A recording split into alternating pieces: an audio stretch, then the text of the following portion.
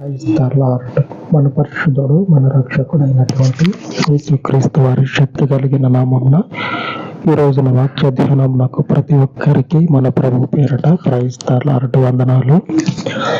ఈరోజు దేవుని వాక్యము ఆయనకి విరుద్ధంగా నిలబడిన ఆలోచన నిలబడదు అనే విషయాన్ని ధ్యానించుకుందాం. ఆయనకి విరోధంగా ఆలోచన జరిగింది అనుకుందాం. ఆ జరిగిన ఆలోచన నిలబడదు. ఆయన నిలబడనియ్యాడు. అందుకే లేఖనంలో చెప్పబడ్డది. మోషే ఏమంటాడంటే, ఆయన భయంకరుడైన మహాదేవుడు.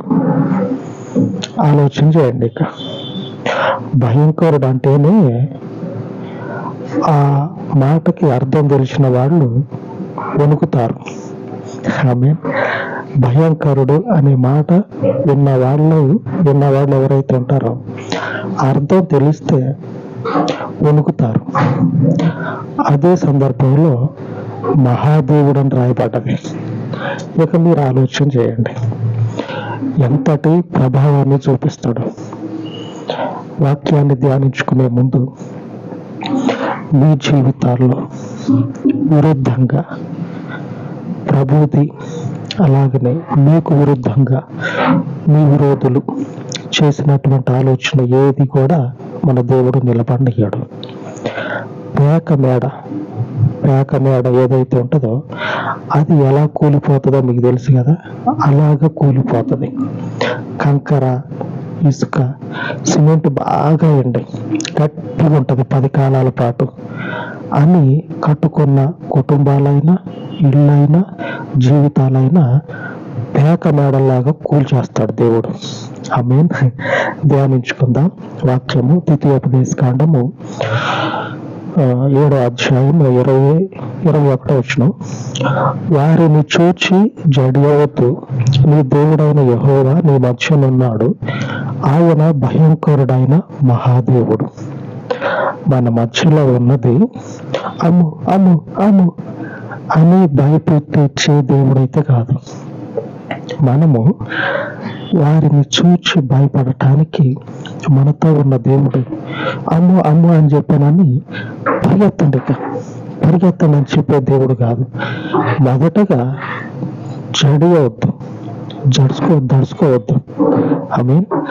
వాళ్ళని చూసి వాళ్ళకున్న కట్టడాలు, వాళ్ళకున్నటువంటి ఈ వస్తు సామాగ్రి, వాళ్ళకున్నటువంటి బలగము, వాళ్ళకున్నటువంటి అధికారం చూసి మొదట మీరు జడియవద్దు,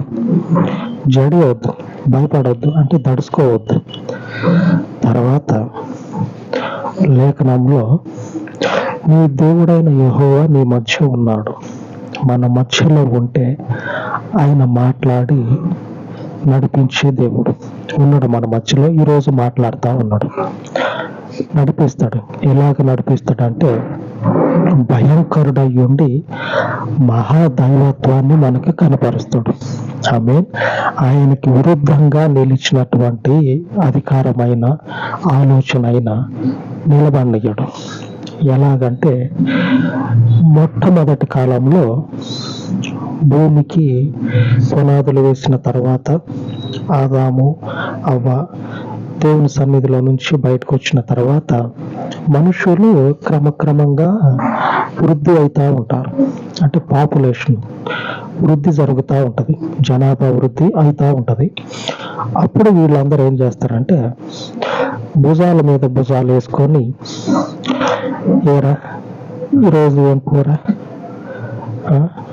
చెప్పు, ఏం పని పోతా ఉన్నావు, ఇల్లు మంచిగా నడుస్తుందా, బాగున్నారు పిల్లలు అని ఒకళ్ళకొకళ్ళు ముద్దుగా సంతోషంగా ఉన్న రోజులు. ఈ క్రమంలోనే ఒకడు దుందుడుకు పనిచేస్తాడు. ఇంత బాగున్నాం మేము, ఇంత మంచిగా ఉన్నాం, ఎటు బాగొద్దు. ఈ భూమి చూస్తేనేమో చాలా ఉంది, ఎటు తిరిగి చూసినా సరే కనుచూపు మేరలో భూమి కనపడుతూనే ఉంటుంది. కాబట్టి మనం ఎక్కడికి పోవద్దు, ఇక్కడనే ఉందాం. టెస్ట్ వేసుకొని ఇక్కడే ఉందాం. ఎటు మనం పోకుండా ఇక్కడనే మంచిగా బ్రతుకుదామని దేవునికి విరుద్ధంగా ఆలోచన చేసినట్లు రాయబడ్డది. దేవునికి విరుద్ధంగా ఆలోచన చేసినట్లు రాయబడ్డది. దేవుని వాక్యం ఏమని సెలవిస్తా ఉన్నదంటే, భూమిని అంతటిని కూడా మీ మనుషులే, జంతువులు కాదు, పశువులు గట్ర కాదు, మీ మనుషులే నింపాలి.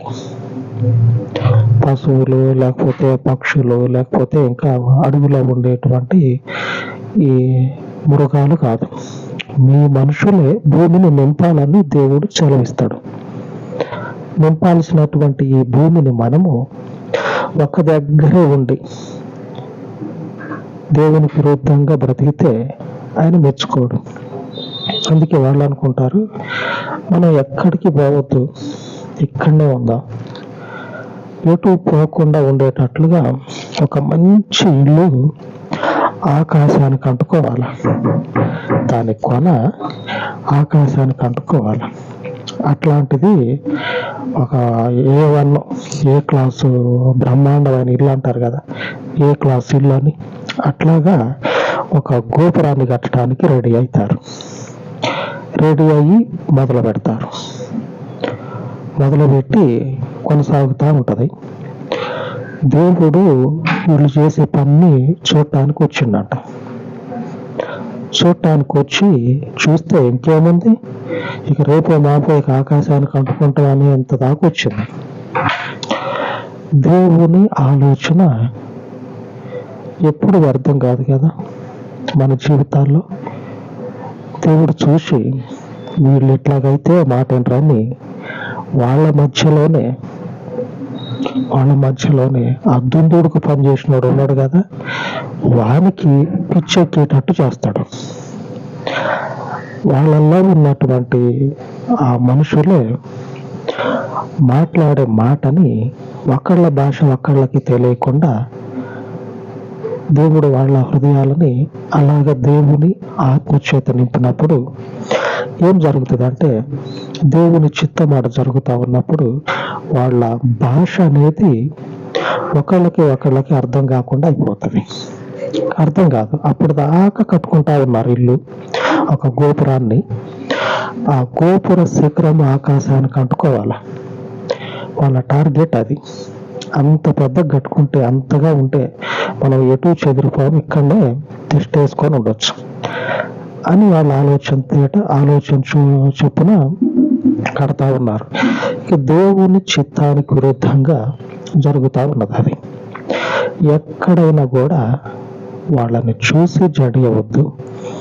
మనకివ్వబడిన వాక్యము ఆయన నెరవేర్పులోనికి వచ్చినాడు ఆ విషయము మనకు అర్థమవుతుంది. జడియవద్దు, దడుచుకోవద్దు. ఆయన మన మధ్యలో ఉండి నడిపిస్తాడు కాబట్టి దడుచుకోవద్దు. ఎంతటి బలమైనదైనా సరే తిరిగి తల్లకిందులు కావాల్సిందే. వీళ్ళు చేసినటువంటి ఆ పని దేవునికి విరుద్ధం కాబట్టి వాళ్ళల్లో ఉన్నటువంటి ఆ మనుషులు ఒకళ్ళ భాష ఒకళ్ళకి అర్థం కాకుండా తారుమారు చేసేస్తాడు దేవుడు. ఒకడేమో ఇసుక తీసుకురా అని చెప్పానంటే ఇటుక బిళ్ళలు తెస్తాడు. ఇంకొకడిని ఇటుక బిళ్ళలు తీసుకురారా అంటే ఇనుము పట్టుకొని వస్తాడు. ఇనుము అంటే ఆ కంకర అవి తీసుకొని వస్తాడు. అంటే అర్థం కావడానికి చెప్తా ఉన్నా.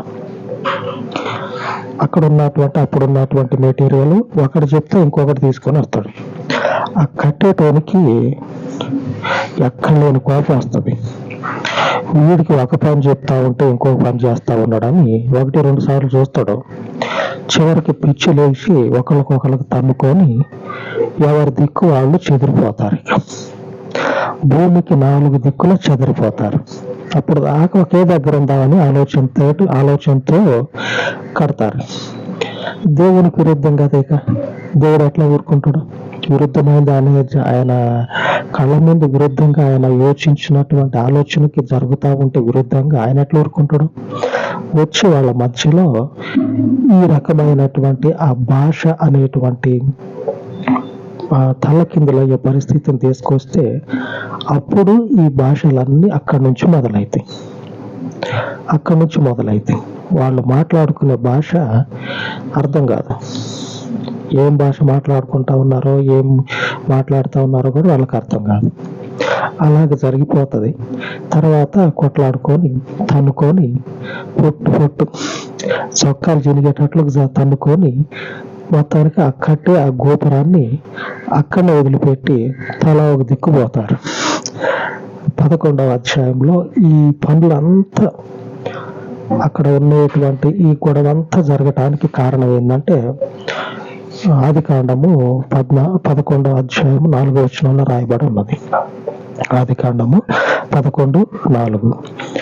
మరియు వారు మనము భూమి అందంతటా చెదరిపోకుండా ఒక పట్టణమును ఆకాశమునంటూ శిఖరము గల ఒక గోపురమును కట్టుకొని పేరు సంపాదించుకుందాము రండని మాట్లాడుకొనగా. మంచి పేరు తెచ్చుకుందాం మనం.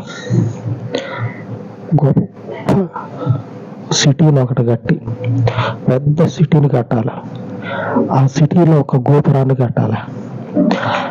కట్టి మంచి పేరు తెచ్చుకుందాం. అలాగనే అటు ఇటు చెదిరిపోవద్దు, ఇక్కడనే ఉందాం. దేవుని చిత్తం కాదు కదా ఇక్కడ ఉంటాం. ఒకే దగ్గర మనుషుడు ఉంటాం దేవుని చిత్తం కాదు. భూమిని మీరు నింపాల. మానవ జాతి భూమిని నింపాల. భూమి అంతటా కూడా మానవ జాతి ఉండాల. పచ్చగా చెట్టు ఎలాగైతే ఉంటుందో పచ్చగా అలాగుండాల. దేవుని చిత్తం అది. ఆ చిత్తానికి విరుద్ధంగా జరుగుతూ ఉంటే ఆయన మహాభయంకరుడు, మహాదేవుడు. ఆయనకు విరుద్ధంగా జరిగితే లేని దానిని పుట్టించాడు. అప్పటి వరకు ఒకటే భాష ఉంటుంది. భూమి అంతటా ఒకటే భాష ఉంటుంది. అప్పటి నుంచి కొత్త భాషలు పుడతాయి. అప్పటి నుంచే పుడతాయి. కొత్త లాంగ్వేజ్ అప్పటి నుంచి వచ్చిన తర్వాత ఇప్పటికీ కూడా ఆ భాషలు అలాగా కంటిన్యూ అవుతా ఉన్నాయి. పరిశుద్ధాత్ముడు ఇప్పుడు ఇంకా వచ్చినప్పుడు, పరిశుద్ధాత్మ దేవుడు ఇప్పుడు మన మీదకి వచ్చినప్పుడు ఇప్పుడు తెలిసినవే కాకుండా తెలియనటువంటి భాషల్లో కూడా మాట్లాడుతూ ఉన్నాం. ఆమేన్. Praise the Lord. ఈ గొప్ప దేవుడు భయంకరుడయ్యుండి మన మధ్యలో ఉన్నాడు. చడియవద్దు, తడుచుకోవద్దు, భయపడేటువంటి అవసరమే లేదు. ఆయన మనల్ని నడిపించడానికి శక్తిమంతుడు. ప్రార్థించుకుందాం. ఆ మహాదేవుని ఎడల మన యొక్క భక్తి, మన భయము అలాగ స్థిరపడిపోయి ఆయన కార్యాలు మన జీవితాల్లో జరిగేటట్లు. పరిశుద్ధుడా, ఈ ఉదయ కాలం నందు మీ పాదముల చెంతన ఆయన ప్రార్థించుచు ఉండగా ఈ స్వాస్థ్యమై ఉన్నటువంటి నీ ప్రజల జీవితాలలో నీ ప్రజలకు విరుద్ధముగా ఉన్న నీ శత్రువులను మీకు అప్పచెప్తూ ఉండగా నీకు విరోధమైన ఆలోచన, నీకు విరోధమై ఉన్నటువంటి అధికారము నీ ప్రజల ముందు నిలువ నేరదు. నీ ఆత్మచేత తండ్రి నీ ప్రజలను దర్శించి లోకపు నీకు విరుద్ధమై ఉన్న, నీకు విరోధముగా లేచినటువంటి ప్రతి బలమును, ప్రతి అధికారమును నీ ఆత్మచేత కొట్టివేసి నీ ప్రజలకు తండ్రి నీ మహా బలమును, భయంకరుడు ఉన్నటువంటి నీ మహా గొప్ప శక్తిని నీ బిడ్డల జీవితాలలో కనపరిచి వారిని తండ్రి బలపరచమని సజీవమయ్యున్న మీ నామమునకు ఈ మనవులు ప్రతిష్ఠించి యేసు నామమున వేడుకొనుచున్నాను తండ్రి. ఆమేన్, ఆమేన్. దేవుని ఉన్నతమైన కృప ఆయన పరిశుద్ధులకు తోడై ఉండును గాక. ఆమేన్, ఆమేన్.